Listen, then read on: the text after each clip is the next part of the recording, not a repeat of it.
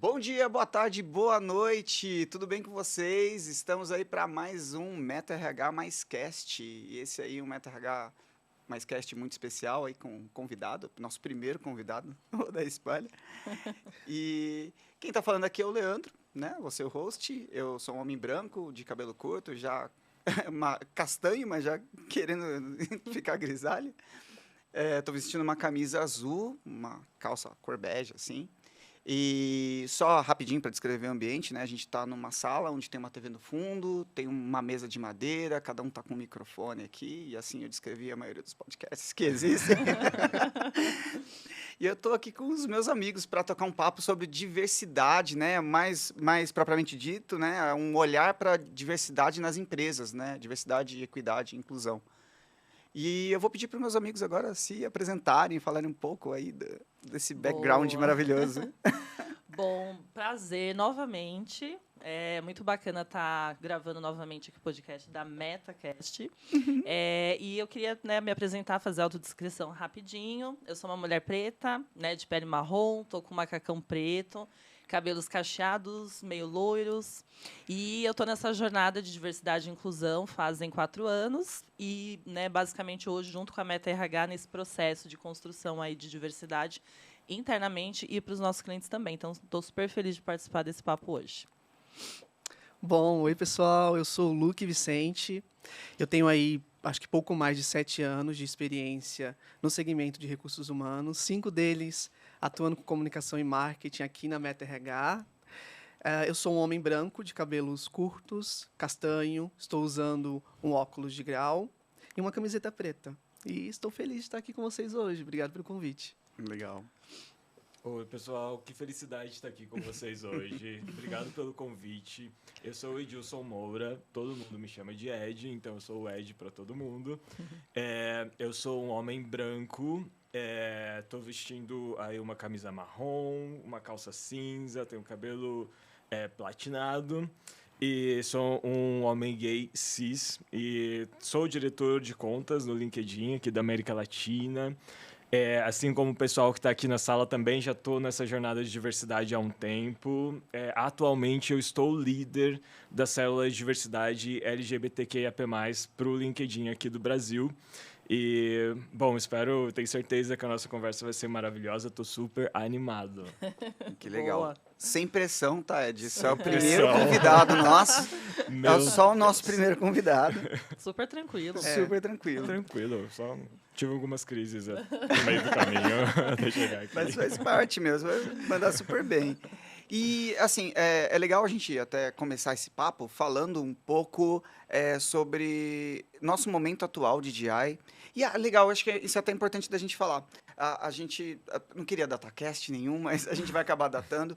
Ontem a gente ganhou mais uma vez, ou melhor, a gente renovou o nosso selo de diversidade e inclusão, que ele é conferido pela Prefeitura de São Paulo. Então, ela acaba agraciando algumas instituições e empresas que têm um engajamento com diversidade e inclusão, e para a gente é um marco, é algo que a gente se orgulha muito, porque sabe que isso é fruto de um trabalho que foi construído a várias mãos e foi bem trabalhoso, mas que agora começa a gerar frutos e a gente está muito feliz com isso. Então, eu queria aproveitar para agradecer a todo mundo lá da Meta RH, principalmente para a galera do Meta para Todos, né, que é o nosso programa de diversidade e inclusão, aos grupos de afinidades aqui, que a gente tem representantes nessa mesa aqui dos grupos de afinidades. Eu acho que isso só foi possível por conta desse engajamento, por conta dessa união de todos em busca de uma coisa só, que é realmente a inclusão e, no nosso caso, né, a inclusão no mercado de trabalho.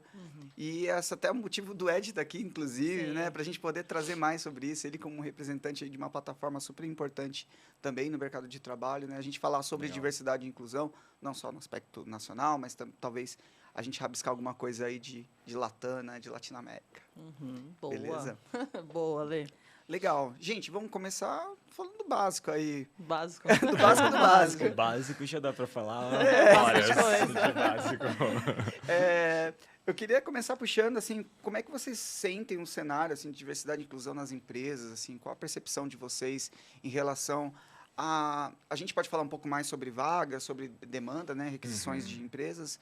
O Ed também pode trazer um pouco mais do que ele tem, né? Do panorama todo que ele tem à frente no LinkedIn. E até o Luke, que é responsável por redes sociais e conteúdos, né? Fomentação de conteúdos, né? O que a gente pode trazer assim como um start para esse papo aqui? Eu vou dar o pontapé Bora, sobre cara. esse tema, mas eu vejo que assim, é muito curioso, vou usar essa palavra, e ao mesmo tempo muito interessante a gente ver essa transformação acontecendo. Eu faço um recorte de 2019 a 2023. A gente está falando aí de 3, 4 anos, onde muita coisa aconteceu. Então, assim, exemplos básicos de empresas, de clientes nossos, onde tinha todo um código de vestimenta, onde você ia nessas reuniões presenciais e não via pessoas diversas dentro dessas organizações. E de 2020 para cá, as coisas começaram, de fato, a mudar, a fomentar mais esse mercado, muito pelos movimentos das pessoas de diversidade e inclusão. Então, os grupos que fazem parte desses recortes, eles começaram a se movimentar muito mais, ganhar força no mercado de trabalho. E isso fez também com que as pessoas e as empresas entendessem, percebessem, opa, a gente precisa começar a olhar para essas pessoas de alguma forma. Então, assim, eu acredito que a gente está no início. Eu não posso nem dizer que a gente está no meio do caminho, porque tem muita coisa ainda para resolver, para a gente conseguir conquistar, mas a gente está no início, que eu vejo que é um início muito positivo, onde a gente tem, sim, muitas pessoas ainda que não conhecem, não sabem o que é diversidade e inclusão, quais são os grupos minorizados, mas a gente também tem muitas pessoas, e pessoas fortes, dentro desse movimento, dentro das organizações, desenvolvendo esse trabalho. Então, eu vejo com bons olhos, e é o que a gente já conversou em outras reuniões, outras conversas, que é um movimento que não tem como voltar. Então, é daqui para frente, somando e incluindo as pessoas cada vez mais. Isso aí. Não, e puxando para as redes sociais, né, em comunicação, eu acho que as redes trouxeram essa democratização da informação, né? Então, não tem como fugir disso, né? A gente entra na internet, entra nas redes sociais, a gente encontra a diversidade ali, né, sendo mostrada e exposta e visível para todo mundo. Então, as empresas não, quando elas se posicionam como uma empresa que está ali também dividindo o espaço com a comunidade, posicionando sua marca, ela não pode fugir dessa discussão que está acontecendo, né? Então, mesmo se você não estiver ainda numa jornada de DI, olhando para um cenário corporativo, você vai entrar na jornada de DI por fora. Então, a gente fala muito sobre aquele movimento de dentro para fora, mas aqui também acontece de fora para dentro. Então, alguém vai chegar lá e vai falar, olha, vamos falar sobre isso. Então, é importante também. Eu achei muito legal isso que você falou de ser algo que acontece de fora para dentro. Porque, para mim, o processo de diversidade e inclusão, ele é como se fosse um povo se conhecendo, né, a si mesmo. Então, o Brasil, a América Latina, nós somos povos diversos por natureza, né? E é incrível como, de alguma maneira, em algum passado, nós deixamos de fazer parte de alguns locais, né? Deixamos de estar presentes em alguns locais.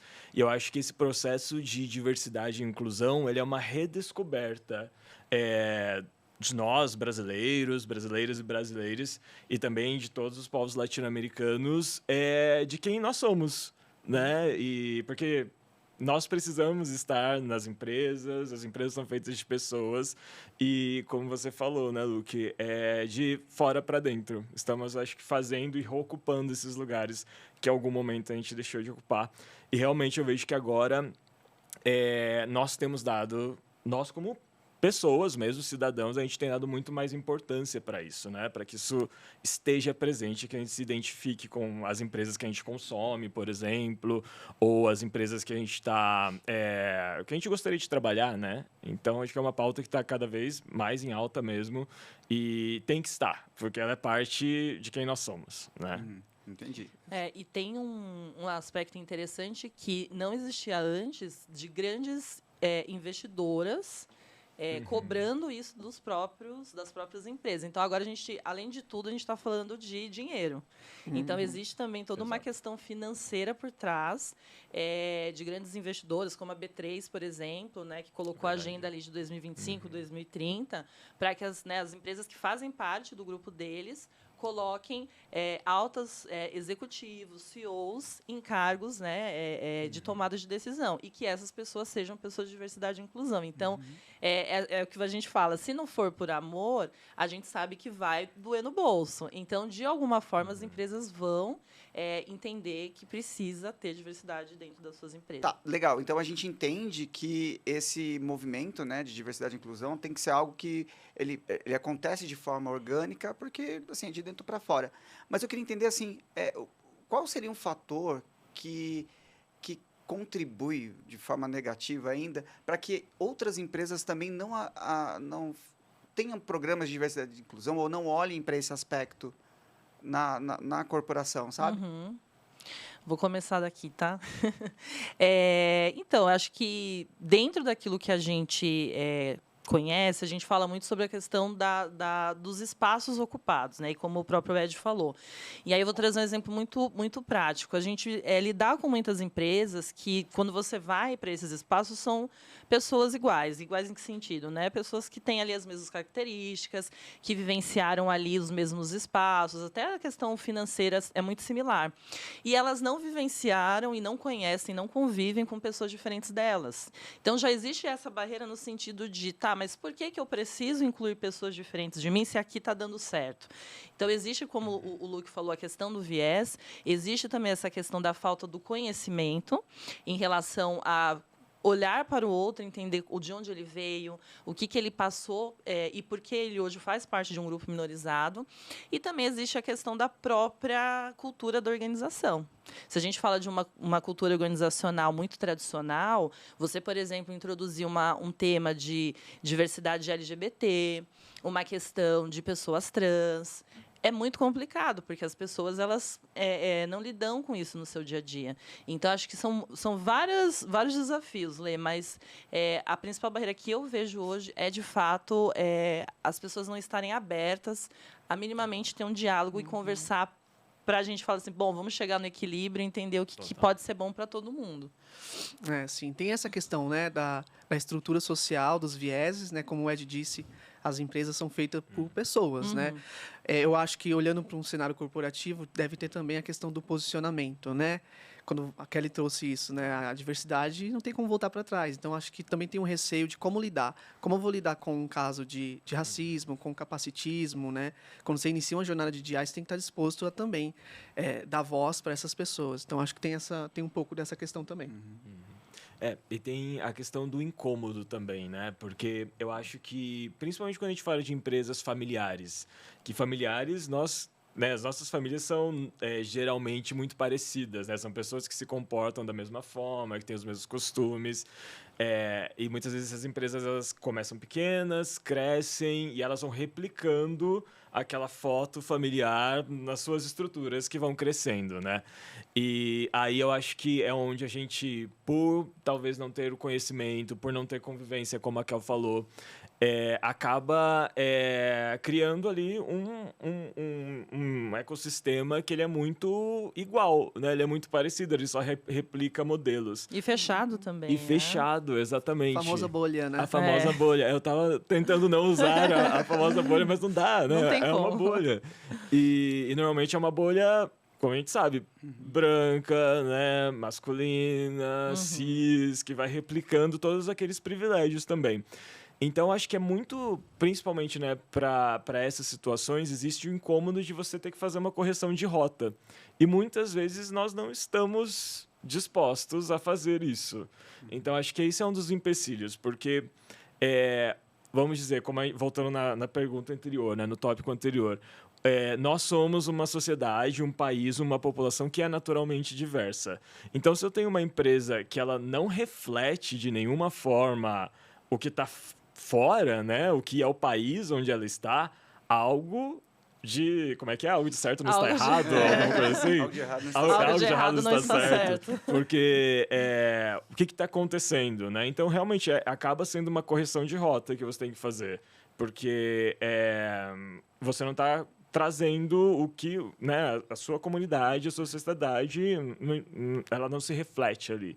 Então, acho que isso que gera muito incômodo às vezes, porque você tem que colocar o dedo na ferida, você vai ter que falar, pessoal, vamos parar, acho que não tá, tem alguma coisa que está dando errado, vamos olhar para dentro e fazer um plano, né? Então, acho que muitas vezes as empresas acabam por N motivos, despriorizando isso, mas o que a gente tem visto é que cada vez mais, principalmente que, né, nós temos gerações agora chegando que elas levam isso como no seu DNA já, né? Todas essas conquistas de espaço Elas que já a gente nascem, tem. Exato. já nascem com selo de diversidade. Exatamente, isso é o pacote básico, como deveria ter sido Sim. desde sempre. Então, acho que até para a sustentabilidade dessas empresas, elas vão precisar colocar o dedo nessa ferida em algum momento.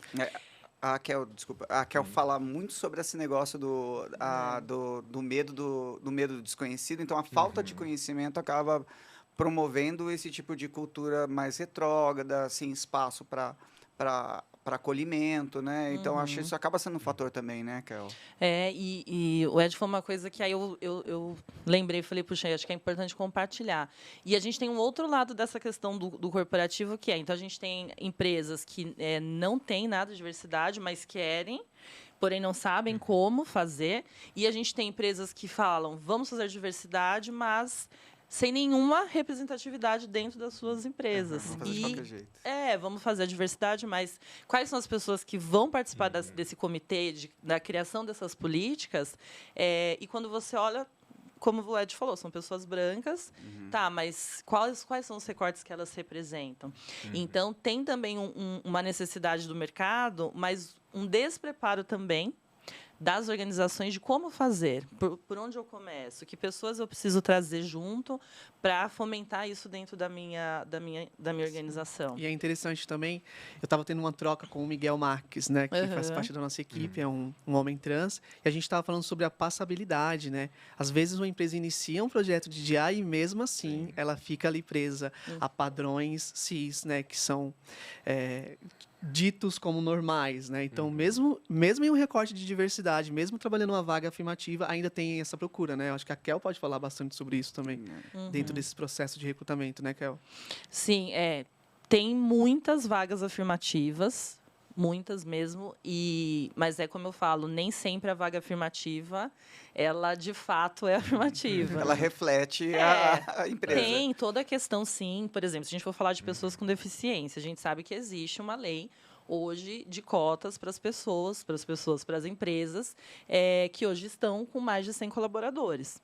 E muitas vezes, os clientes, enfim, eles pedem essa vaga afirmativa, mas o que a gente precisa entender antes? Um diagnóstico de como receber Perfeito. essa pessoa.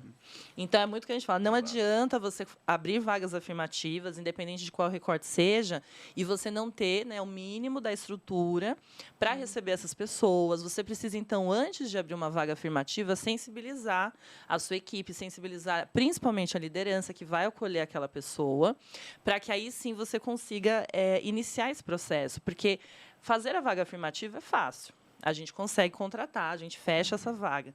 Mas a probabilidade dessa pessoa ficar pouco tempo na empresa por falta dessa estrutura, desse acolhimento e até do conhecimento é muito grande. Então, é mais desafiador você manter a pessoa de diversidade, porque ela não se sente pertencida, não se sente ouvida, do que somente abrir a vaga. A gente falou sobre isso no último cast, tá? Inclusive, vou deixar o card aí, tá? Quem quiser assistir vai estar aí. Mas a gente falou sobre isso, né? Sobre essa questão do autoconhecimento, né? De você... Porque, assim, às vezes as pessoas estão buscando algum recorte de diversidade e elas mesmas não sabem que ela já tem esse recorte de diversidade, mas ela estava omitido ali dentro da empresa. Exato. Por conta do falta de conhecimento. Acho que entra num ponto importante que é a segurança psicológica, né? E como ela é importante dentro desse processo, porque pensando, por exemplo, em determinados grupos, né, subrepresentados, de pessoas LGBTQIAPN+, por exemplo. Com certeza, nós temos pessoas da comunidade que estão no mercado de trabalho, já estão ocupando cargos estratégicos de tomada de decisão, muitas vezes, mas que não encontram ali, no local de trabalho, um ambiente acolhedor e seguro para que elas possam Perfeito. se apresentar como uma pessoa não hétero e, a partir disso, reforçar uma representatividade que é importante para quem está olhando de fora. Né? Então, eu acho que a gente tem que seguir abrindo espaço, né? Trabalhando vagas afirmativas, mas também tendo um olhar atento, se preocupando para que as empresas não estejam ali só contratando, mas também dispostas a criar e fortalecer uma cultura inclusiva para que aí sim, né? Tanto as pessoas que estão fora, que vão chegar até a gente a partir dessas iniciativas, quanto as que já estão conosco, tenham ali um mínimo, né, de segurança psicológica para serem quem são. Eu tenho até um dado em relação a isso que você disse, Luke. Boa. Gostamos de Gostamos de dados, né? dados. Dados não mentem. Dados não Como diria mentem. Stephanie. Foi em 2022, ano passado, né? Que 2023, esse ano. Nós fizemos uma pesquisa no LinkedIn que a gente chama de Proud at Work, né? Que é orgulhoso no trabalho. E o ano passado a gente focou numa temática de saúde mental de pessoas LGBTQIAP+. Principalmente pensando na retomada do trabalho presencial, em como também a pandemia impactou a nossa comunidade. E uma das perguntas era se essas pessoas, né, se nós da comunidade LGBTQIAP+, se nós achávamos que era importante poder falar sobre nossa orientação sexual no ambiente de trabalho. E se nós nos sentíamos confortáveis em fazê-lo. E o número ele não foi surpreendente, infelizmente, né? Que mais de 50% das pessoas entrevistadas, elas não se sentem, como diz, confortáveis para falar sobre isso. E uma pesquisa de 2022, né? Não é uma pesquisa de 1995. Então, ainda assim, apesar da gente ainda ter feito um recorte que ele a maioria das pessoas entrevistadas foram na região sudeste, né, que tem bolhas ali, que a gente sabe, né, de empresas que muitas vezes têm um posicionamento diverso para fora, mas que para dentro ainda as pessoas ainda não se sentem confortáveis. Então, esse foi um número que nos chamou muito a atenção, porque é um número muito alto ainda que a gente tenha, como a gente está falando, né, muitas empresas se posicionando de uma forma favorável, né? Vamos dizer assim, à diversidade. Então, ainda é um tema. Exatamente isso que você falou, Luke. Muita gente ainda não está confortável. E isso, como a gente está falando, as pessoas elas acabam não ficando, né, nas empresas. Porque às vezes elas compram uma ideia né, do que está aparecendo ali na página do LinkedIn, no que está aparecendo nas fotos, e ela chega ali, faz o onboarding, né? Faz o treinamento inicial, fala, putz, onde que eu vim me meter? Porque não tem nada daquilo que estava no folhetinho. Tem essa questão, né? Parte muito do quanto as empresas também estão dispostas a ouvir esse público, né? Tem até um exemplo bem rapidinho, uma empresa de celular, já faz um tempo isso, e um time de futebol, eles se juntaram para fazer um aplicativo para acessibilidade dos surdos, né? E a ideia era com que trouxesse a torcida surda para os estádios para torcer. Tipo, a iniciativa é super bacana, pouco legal, eu estou incluindo essa galera. Mas não foi para frente, porque em nenhum momento consultaram o surdo para... Você quer torcer? Você quer gritar o que a gente está gritando? Não, só quero assistir o jogo, eu torço do meu jeito. Eu quero ver o jogo. Esse é Eu um não ponto quero... legal, até fazendo um gancho com o que o Ed trouxe. Porque muitas vezes, gente, representatividade não é sinônimo de inclusão, né? Diversidade não é necessariamente sinônimo de inclusão. Então, pensando em comunicação e marketing, por exemplo, a empresa pode sim ter um time diverso ali e usar isso, né, nos seus materiais e usar essa representatividade até para trazer novos talentos. Mas quando a gente chega, né, a gente coloca a lupinha da diversidade, a gente percebe que muitas vezes essas pessoas estão ali em cargos operacionais, até mesmo estagnadas, né, na carreira, não sendo ouvidas, tendo que lidar com microagressões. Então, não é necessariamente um sinônimo de inclusão, né? As letrinhas ali caminham juntas, mas tem cada um seu lugar. Sim. E acho que o pulo do gato está justamente nisso. E a gente fala muito sobre isso na Meta RH e, particularmente, é algo que eu acredito muito que, assim, precisa ser de verdade.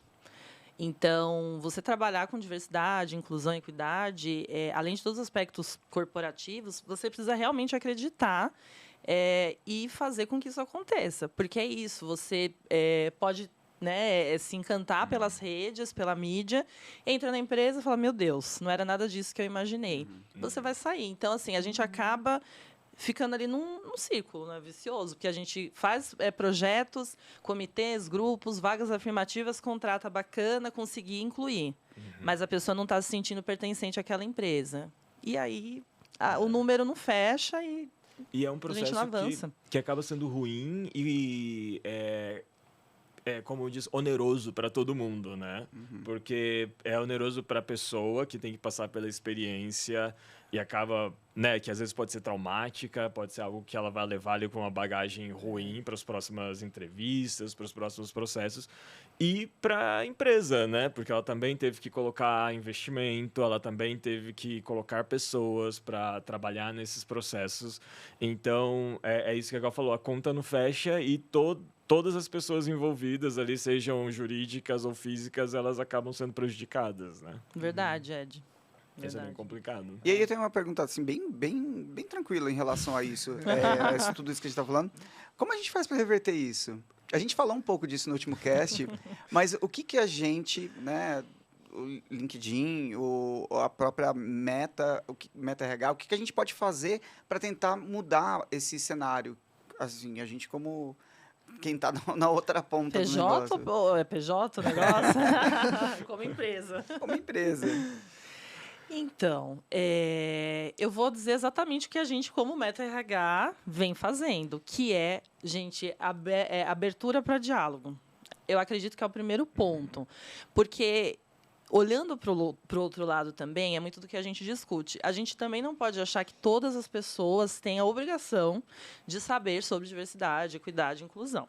Então, se eu parto desse princípio, quando eu vou conversar com uma empresa, uma organização que é mais tradicional, ou que não é tradicional, mas também não sabe por onde começar, é mais tranquilo, porque eu não vou para um debate, eu não vou para para uma aula, eu não vou para o fight, eu vou para escutar, entender um pouco daquela empresa, por que aquela empresa se comporta daquela forma, e a partir desse diálogo a gente consegue fazer um diagnóstico para justamente entender quais são as necessidades dessa empresa. Então é o que a gente tem feito na Meta RH. A gente também não falava sobre diversidade, não sabíamos nada. Em 2019 a gente começou essa jornada de construção, então veio o Meta para Todos, né? Fomos caminhando até onde estamos hoje e a gente conseguiu entender que funciona. Não é falácia. A gente consegue, sim, trazer pessoas diversas, manter essas pessoas. Claro que nem todas, mas a gente consegue. E, principalmente, mudar.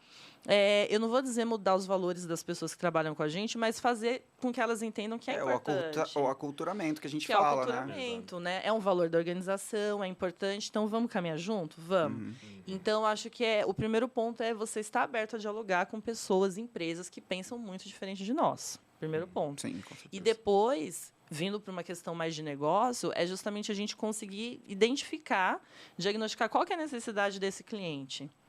É um treinamento? É uma sensibilização para a liderança primeiro? Não. A gente precisa fazer um senso de diversidade para essa empresa entender, como vocês falaram, o que ela já tem dentro de casa que ela nem sabe que ela tem. Exato.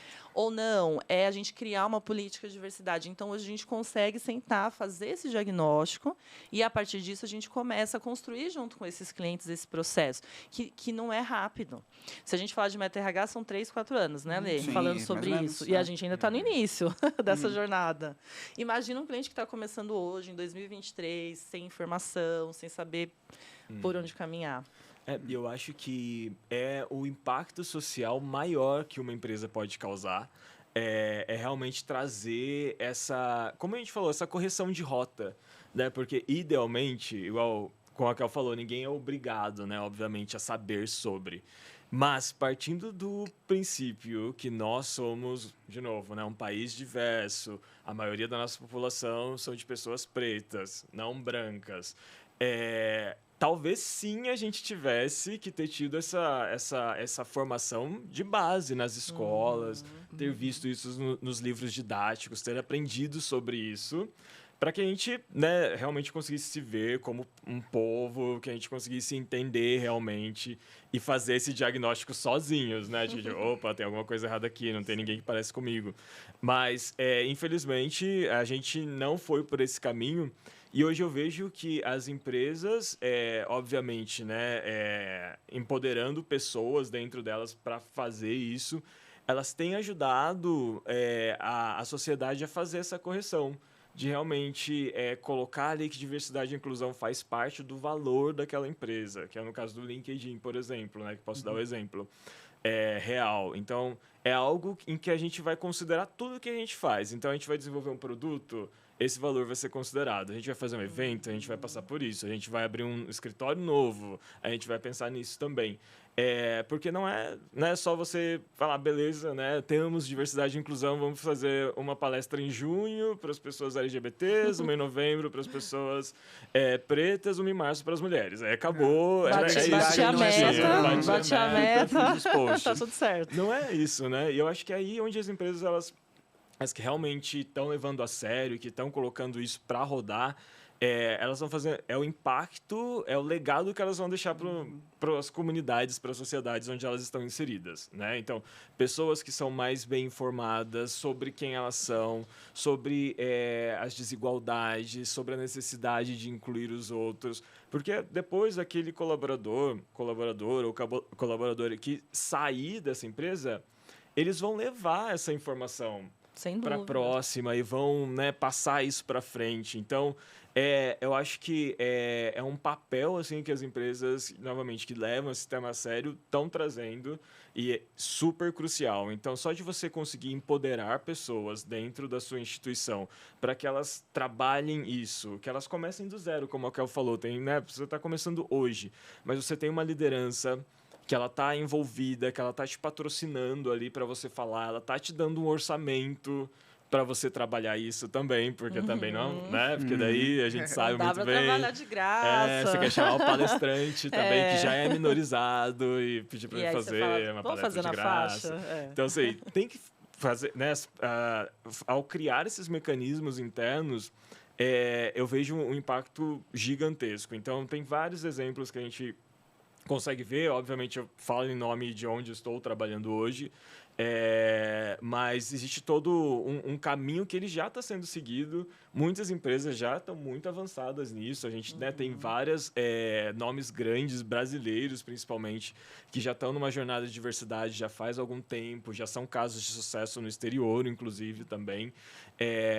E eu vejo que elas estão fazendo essa mudança, obviamente, né? É o nome da empresa patrocinando as pessoas ali dentro que estão efetivamente colocando essa mudança para andar, né? Então, ter esses grupos de diversidade que a gente consegue conversar com as pessoas, criar lugares seguros para elas conversarem, para elas sentirem que elas estão representadas. Assim, tem muita coisa que dá para fazer.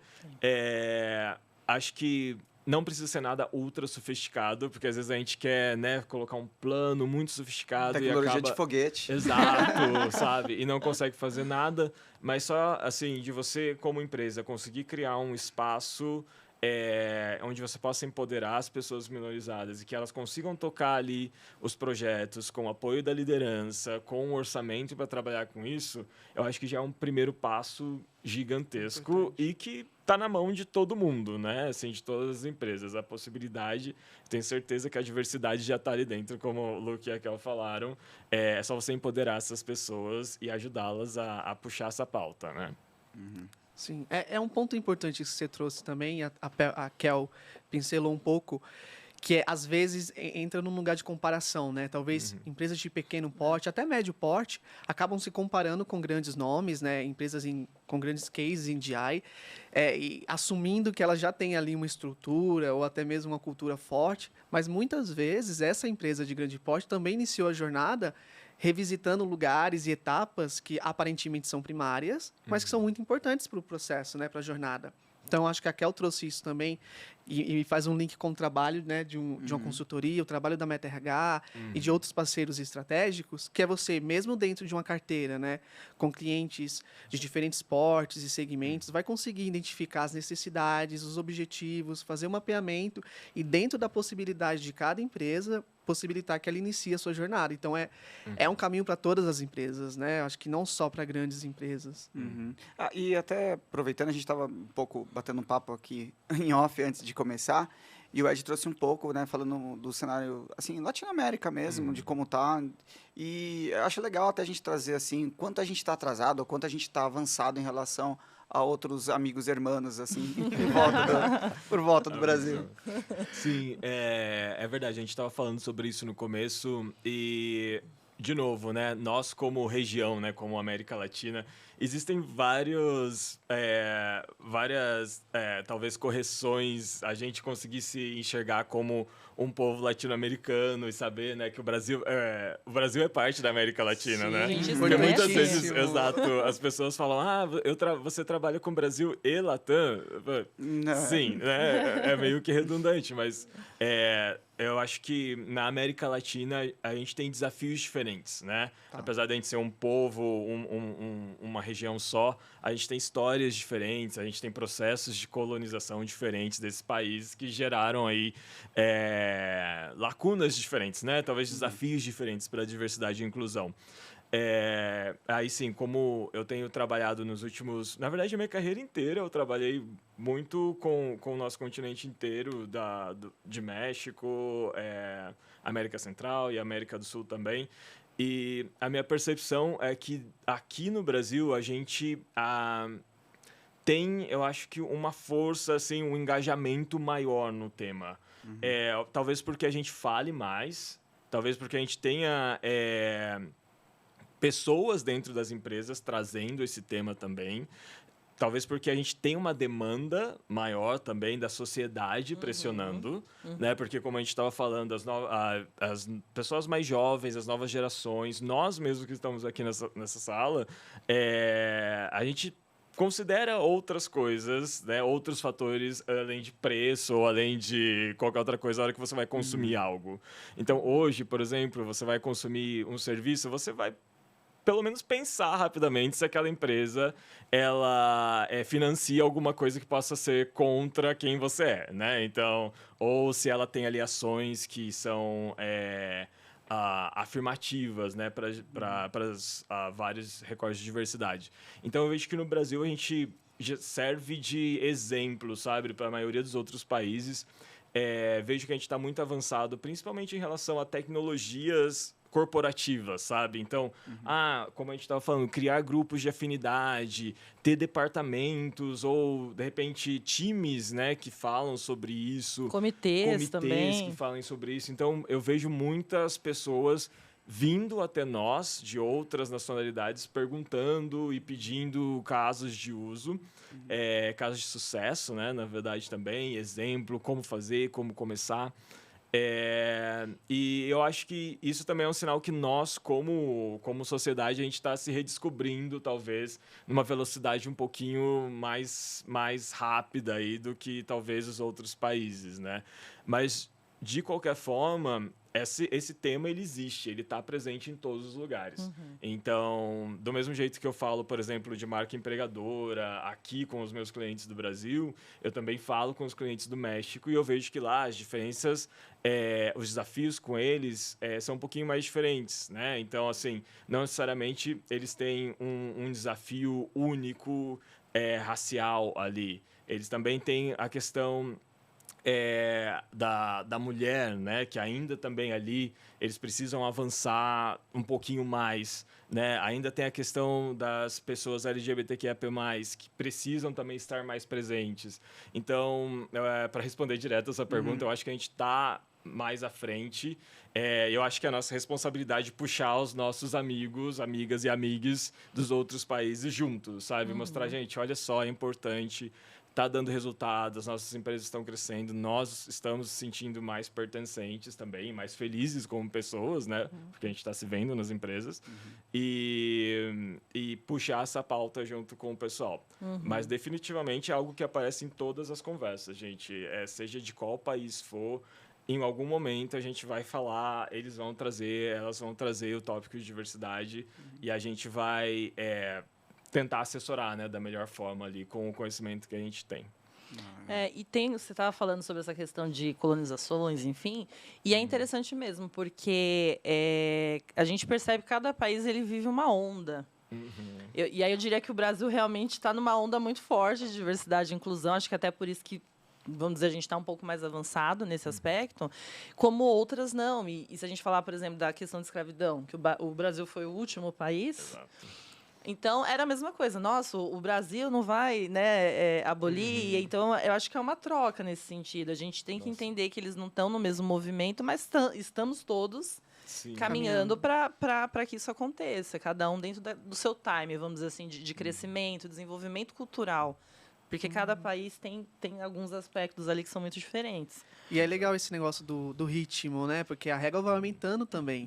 Então, por exemplo, pensando em EVP e em novos talentos, nessa nova geração, já não é mais uma questão para eles, como assim a sua empresa não é diversa, sabe? Eles não é um ponto de atração para eles, eles esperam que a sua empresa seja diversa. Então, pensando em EVP, né, já vai aumentando. É o mínimo para eles. E para nossa geração já é algo diferente, já trouxe um ponto de EVP muito mais forte, né, para uma empresa. Exato. Então, é importante olhar para isso também, como a gente tem que acompanhar, de certa forma, as gerações. As gerações. Eu volto para o ponto de conhecimento, né? Que o conhecimento, eu acho que é a base de tudo para qualquer plano bem sucedido de DI. Não só de DI, mas para qualquer coisa, né? O conhecimento ele é muito importante. E como eu não dou ponto sem nó, eu chamei a amiga Kel exatamente para falar sobre isso, para falar um pouco sobre não só de conhecimento, basicamente, mas de trilhas de conhecimento. Porque acho que é muito importante você ter... Acho que você pincelou um pouco disso na sua última fala, falando sobre o trabalho que você faz junto aos os clientes, mas eu queria ouvir, assim, com mais detalhes, que é o que a gente vem bolando, o que vem sendo desenvolvido para poder criar essa receptividade nas empresas que querem começar um plano de diversidade e inclusão. Hoje a gente tem uma equipe estruturada dentro da Meta RH de diversidade e inclusão. Então, foi o primeiro passo. A gente escolheu algumas pessoas que já estavam na empresa, que já são engajadas e que também fazem parte desses recortes. Então, isso foi bacana porque, quando a gente fala das trilhas de conhecimento, a gente falou, bom, a gente tem bastante conhecimento, estamos estudando, falamos muito sobre RS, então recrutamento, seleção e vagas. Mas, além disso, o que a gente pode oferecer para os nossos clientes? Então, a gente iniciou, né, no fevereiro desse ano, um processo de construção de trilhas de conhecimento focadas em diversidade. Então, hoje nós temos aí 7 trilhas de conhecimento que estão sendo disponibilizadas para os nossos clientes, justamente para esse letramento. Então, a gente não quis fazer algo muito genérico e muito rápido. Então, são trilhas mais longas, né? Então, algumas com 36 horas, outras com 20 horas, e cada uma focada num tema específico. Então, eu tenho uma trilha focada para raças e etnia, para pessoas com deficiência, diversidade etária. Então, a gente foi realmente investindo muito nesse material para que, quando a gente passe isso para os clientes, de fato, eles saiam dali, assim, minimamente com conhecimento para gerar a transformação necessária deles para os próximos passos, tá? Então, é o que eu falo, é um investimento de energia, mas de propósito também da Meta RH. O Ed falou sobre a questão do LinkedIn. Nós também temos, um dos nossos valores fala sobre isso, sobre diversidade e inclusão. Então, daqui para frente, eu acredito que gerar mais negócios nesse aspecto de não olhar só o financeiro. Então, de verdade, a felicidade do nosso grupo ali de diversidade e inclusão é quando a gente vê realmente essa transformação acontecer no nosso cliente. Então, quando a gente vai para um alinhamento, onde muitas vezes existem algumas coisas ali que a gente fala, poxa, isso não cabe mais, a gente conversa com o cliente e ele fala, nossa, faz sentido, então eu vou abrir esse aspecto, eu vou trazer uma vaga afirmativa, ou quando você faz ali uma roda de conversa e vê as pessoas realmente se engajando e falando, caramba, por que eu nunca pensei nisso? Então, é o processo de transformação.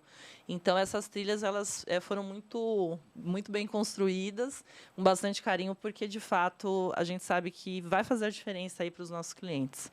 Legal, bacana. E acho que a gente já está rumando já para o final desse episódio. E, mais uma vez, cara, é assim, Sempre a gente fica assim. sempre assim. A gente está A gente gravando. fala rápido, né? Quando a gente fala sobre o que gosta, né? O Sim. tempo A gente fala, o tempo Tempo voa. voa. E eu queria agradecer vocês mais uma vez pela presença. Ed, nosso Obrigado primeiro vocês, convidado. gente. Que eu gostei muito dessa sua presença bom. aqui, meu. Eu gostei também. Tem E que trazer você mais, está velho. pra convidado, falar. com certeza, Vezes. para participar demais. Eu queria também abrir esse espaço para vocês deixarem uma mensagem. A gente sempre faz isso nos casts, deixar uma mensagem aí para quem está vendo e tal. Pode ser candidato, empresa, tanto faz.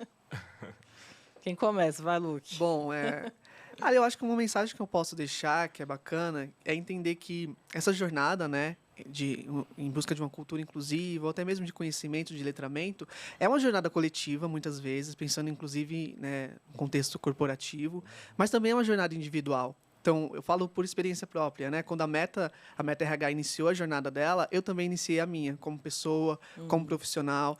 Então, olhar para fora e buscar conhecimento em outras fontes, né? Ficar atento aos seus vieses, aprender mais, é importante. Então, é uma jornada coletiva, mas também individual. Então, busquem aí cada vez mais conhecimento. Acho que é Boa. isso. Boa. O Ed está Tô pensando. pensando, vai lá, Cam. Vou falar. Bom, eu acredito que é muito do que a gente falou durante esse episódio inteiro, mas eu acredito muito que é realmente a questão de você ter um interesse genuíno. Claro que muitas vezes o interesse ele é empurrado, né, seja pela empresa ou pela necessidade do momento, mas se as pessoas estiverem abertas a estudarem, a lerem, e eu acho que mais do que estudar, se vocês tiverem a oportunidade, vão para espaços que vocês não frequentam. Tentem conversar com pessoas diferentes de vocês, independente se é por conta de raça, etnia, orientação, não importa. Então, assim, como a Ed falou, estourar a bolha e fazer um experimento mesmo. Converse, entende um pouquinho dessa pessoa, dessa história dela. Com certeza, acho que vai ser o start para essa jornada aí de diversidade, que ela não tem fim. Então, ela se transforma o tempo todo.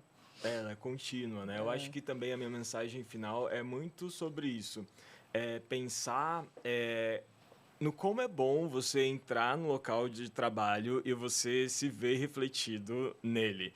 Então, por exemplo, né, vamos supor, você é uma pessoa que tá ali na sua bolha e você tem essa garantia, né, de todos os dias você vai entrar no seu local de trabalho e você vai ver mais pessoas como você.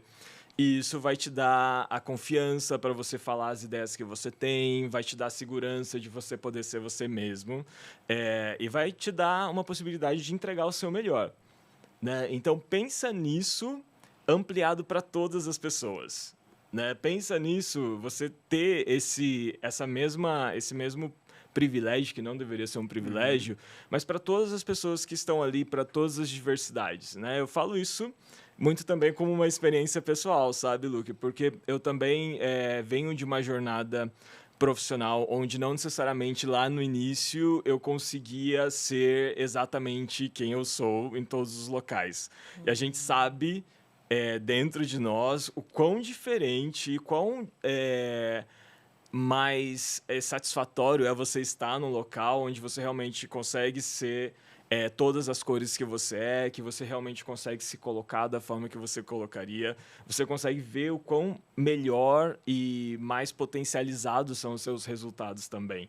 Então, pensa nisso, né? Se você tem esse privilégio hoje, pensa o quão bom seria se todas e todes tivessem também esse privilégio.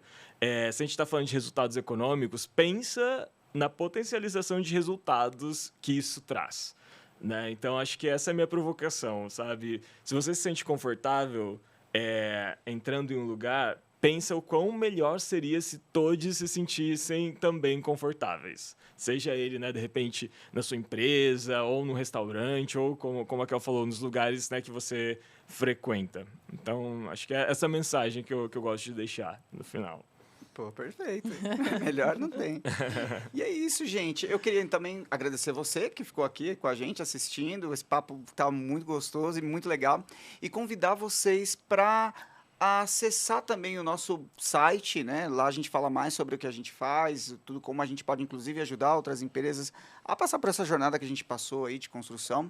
Tem muito conteúdo bacana, então esse papo ele termina aqui, mas ele continua lá. A gente vai ter e-books, a gente vai ter material que vai ajudar bastante a fomentar esse começo aí que vocês estão pensando, estão almejando, tá bom?